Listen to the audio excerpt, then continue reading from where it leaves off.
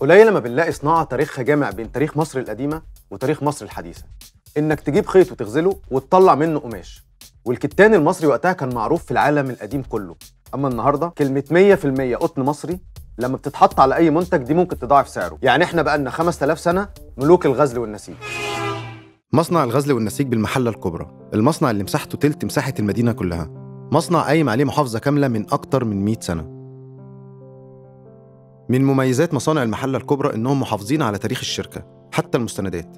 أنا بالنسبة لي لما جيت هنا كانت حاجة تاريخية إن ديت عقود أملاك الشركة من 1 ل100. الشركة ليها يعني في 100 عقد؟ لا، في أكتر من 100 عقد، لكن إحنا جايبين سيكشن كده منهم.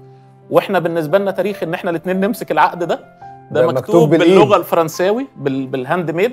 ولو بصينا عليه فوق كده هنلاقي ده الختم الملكي، لأن كانت أياميها مصر مملكة، وموثق بالختم الملكي بال3 نجوم اللي موجودين هنا. المصنع ده ليه قصة تاريخية بتحكي جزء بسيط ولكنه مهم وجميل من تاريخ مصر الحديث. مين اللي أسس الشركة دي وإيه حكايتهم؟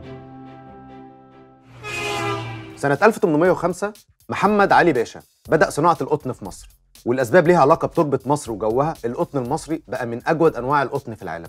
المناخ والأرض هنا بينتجوا نوع قطن نادر جدا مش موجود في أي مكان تاني. بتمر مئات السنين، وسنة 1920 وإحنا كنا تحت الاحتلال الإنجليزي كان في رغبة حقيقية من الشعب إنه ينهض بالبلد اقتصاديا. وزعيم النهضة دي كان طلعت حرب باشا. أسس بنك مصر بتمويل محلي، ومن بنك مصر أسس شركات وصناعات هتغير شكل الاقتصاد المصري للأبد. وعلى رأس المصانع دي مصنع المحلة الكبرى للغزل والنسيج. محمد طلعت حرب لما فكر يصلح الاقتصاد المصري اللي موجود فاتجه للصناعة، وحط في السلوجان بتاعه أو أول حاجة إن هو يحل عقدة الخواجة اللي أنت بتدور عليها.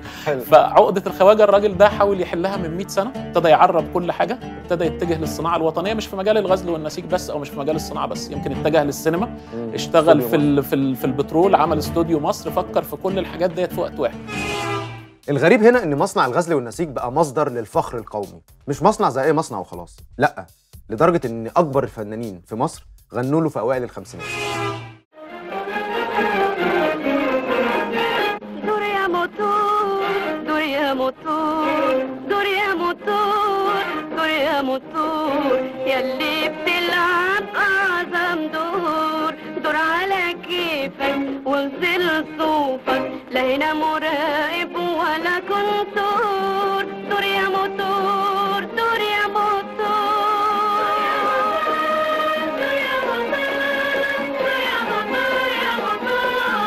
مصر الحرة ولو تتعرى ما تلبس مرة نسيج من بره.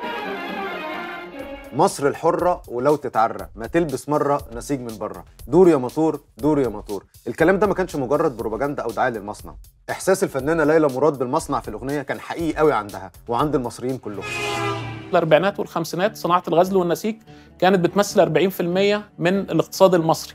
صناعة الغزل والنسيج ساهمت في مشاريع كتيرة جدا، إنشاء السد العالي بنسبة مش قليلة، لسه بنحاول نوثق النسبة دهيت هل هي 50% 60%.